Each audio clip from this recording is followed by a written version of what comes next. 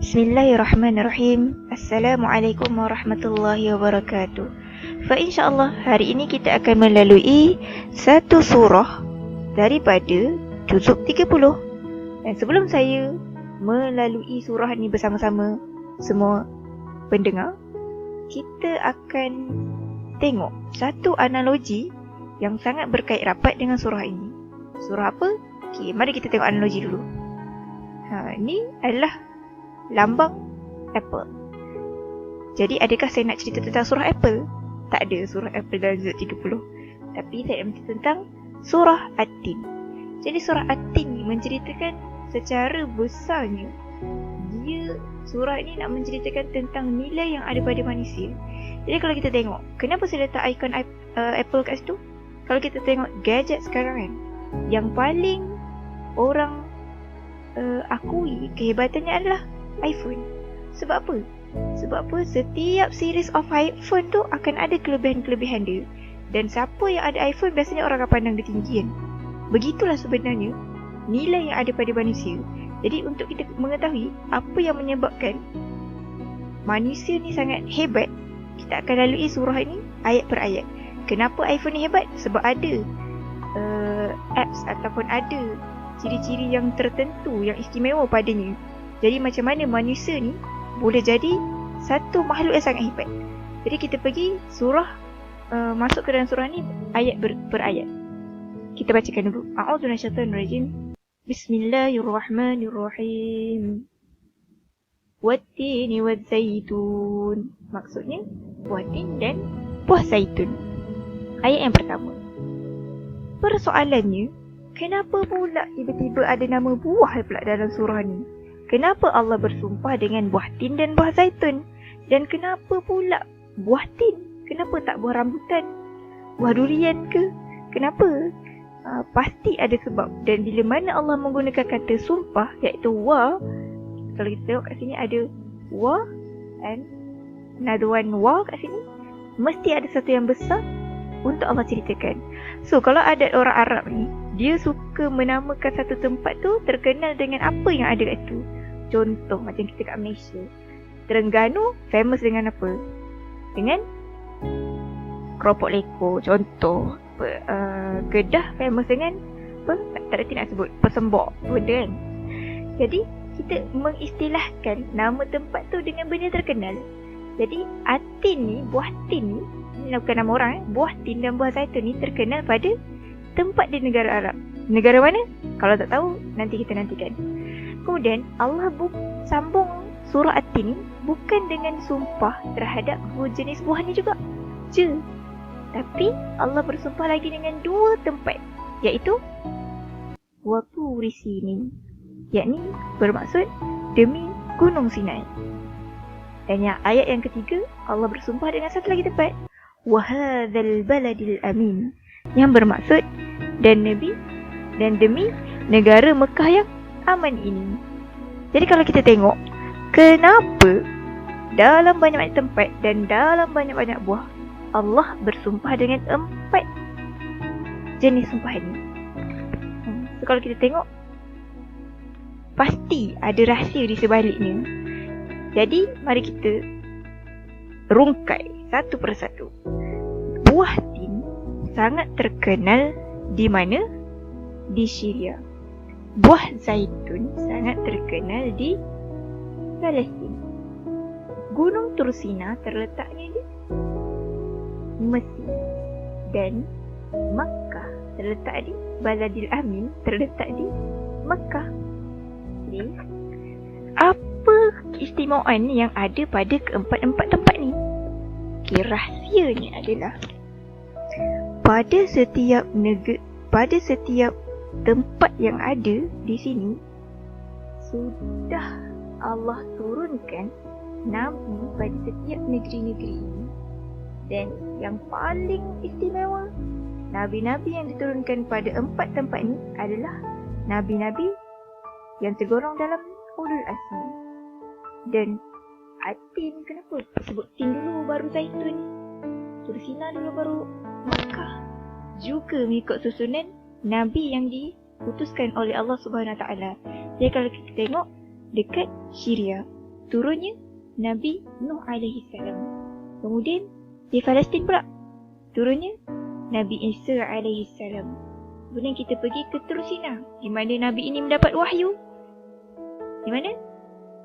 Nabi Musa alaihi salam. Dan yang terakhir sekali dekat Makkah, turunnya Nabi Ibrahim alaihi salam. Dan juga Rasulullah kita, Rasulullah sallallahu alaihi wasallam. So Nabi Muhammad juga turunnya di Makkah. Jadi kalau kita tengok betapa hebatnya para nabi ni, dan lagi hebat lagi yang diemphasiskan dalam surah ini adalah nabi-nabi ulul azmi. Di mana kalau kita kata nabi ulul azmi adalah para nabi yang mempunyai pengalaman kehidupan dia sangat bersungguh-sungguh dalam kehidupan dia, dan terlalu banyak ujian dan cabaran yang berlaku, tapi mereka semua ni berjaya melepasi setiap ujian yang diberi oleh Allah SWT. So memang Allah kata, oh manusia ni memang sangat hebat. Kita semua ni sebenarnya memang macam superhero. Kita sangat bernilai. Dan seterusnya Allah mention ke empat tempat yang sangat hebat tadi, tempat yang sangat berkat. Semua tu adalah ada keistimewaan dia. Even atin dan watin wa zaitun, buah tin dan buah zaitun. Kalau kita kat Malaysia ni tak ada buah rambutan, tak mati. Tapi masyarakat Arab ketika itu, buah tin dan buah zaitun ni menjadi satu keperluan asasi bagi mereka. So sangat special. So manusia ni juga sangat special. Cuma sespecial mana pun benda-benda yang ada dekat dunia ni, Allah mention dalam surah At-Tin. Allah kata apa?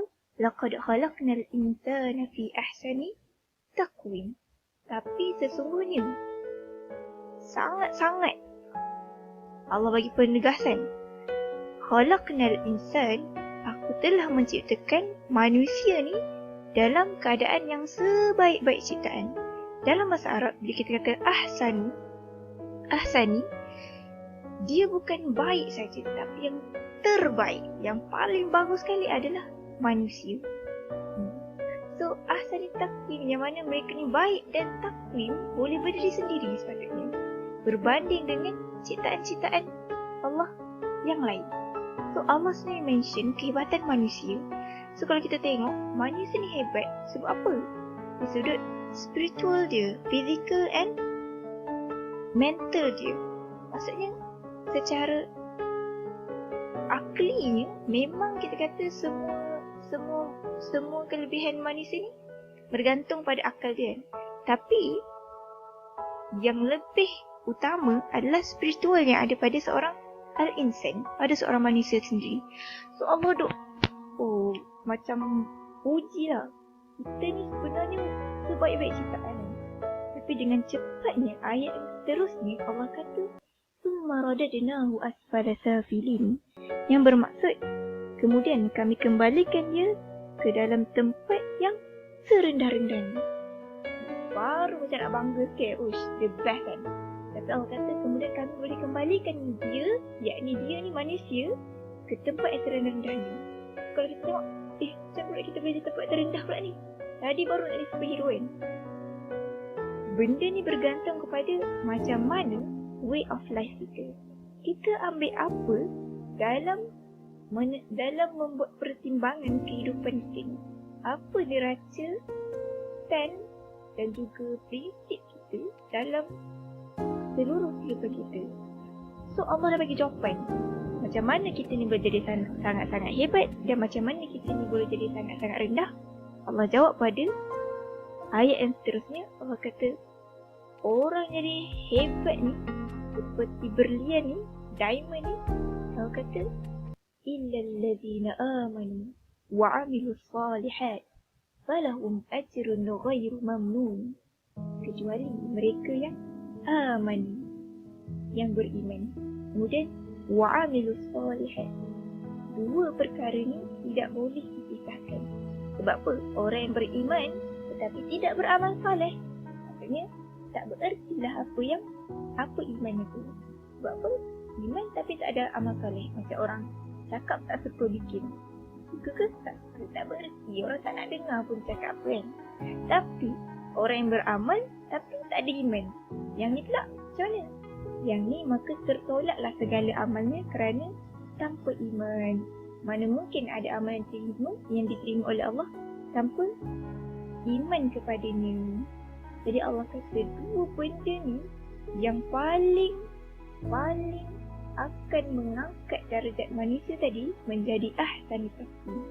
So, dua gabungan ni adalah satu benda yang tidak mungkin dipisahkan.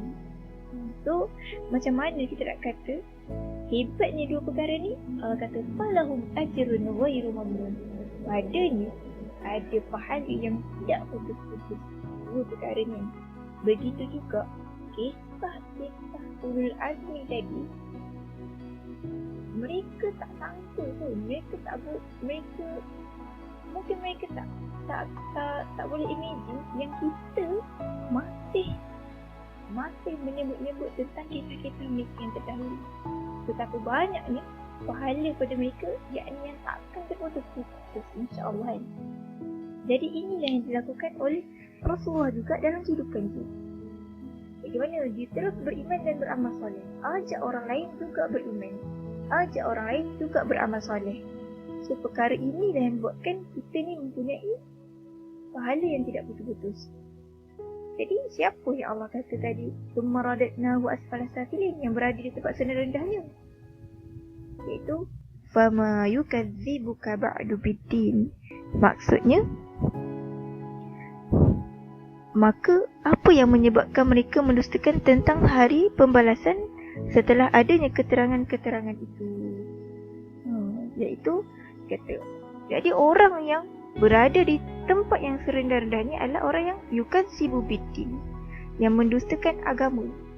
Agama, bila kita kata ad-din kat sini, bukanlah agama sebagai agama ritual sahaja, tapi ad-din adalah cara kehidupan keseluruhannya. Fikirannya, perbuatannya, kata-katanya adalah sama standard dengan neraca ad-din yang sebenar. So, siapa lagi macam Allah kata? Ada juga orang yang dustakan agama ni. Inilah orang yang ini sebenarnya. Dia tidak lagi seperti diamond. Sepatutnya duduk di dalam jeriji besi ni je kan. So, mungkin ada orang persoalkan question. Apa tadi kata bagus, tiba tak bagus pula kan? Dan Allah kata, Allah cepat-cepat tutup dengan cantiknya surah ini. Alaysallahu biahkamil hakimin. Bukankah Allah merupakan hakim yang paling adil? Sebab apa? Peliklah sepatutnya.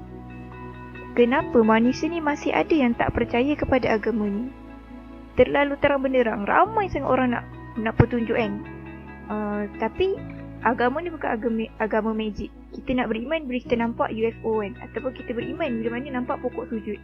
Kita beriman bila mana adalah benda-benda ajaib yang berlaku. No. So, pelik sepatutnya orang yang masih nak yukadzibu biddin, masih lagi nak mendustakan kehebatan dan keesaan Allah SWT. Pelik sungguhan. Tetapi Allah kata, tak apa, alaysallahu biahkamil hakimin. Bukankah aku ni sebaik-baik? Allah Ta'ala sebaik-baik penghukum. Jadi kita lah yang pilih. Kita nak jadi orang yang macam mana? Nak jadi mulia ataupun nak jadi hina? So, kita tengoklah pengakhiran kita ni, kita yang decide. Sebab apa? Kalau kita mulia kat dunia, tak mulia kat syurga, tak mulia kat akhirat pun tak guna. Hina dekat dunia, hina kat akhirat pun tak habis juga. Jadi kita nak jadi mulia dekat dunia ni dengan mengikut neraca Allah, mengikut segala celupan Allah, dan akhirnya insya-Allah Allah akan muliakan kita mendapat martabat di sisinya di akhirat nanti insya-Allah. Jadi kalau kita kata iPhone tadi sangat bagus, dia ada ciri-ciri yang disukai oleh manusia dan dia dilengkapi dengan terlalu banyak kelebihan. Jadi manusia ni, Allah dah kata, dia memang dah ada kelebihan. Cuma you nak guna macam mana? iPhone tadi tu, kalau hebat macam mana pun, kalau budak-budak yang guna, apa dia buat? Buka YouTube je. So kalau buka tu je, sama je, tak ada kelebihan ni pun dengan handphone lain kan. So sama dekat manusia. So kita yang decide, kita nak masuk alam dunia ni dan alam akhirat kat sana nanti macam mana.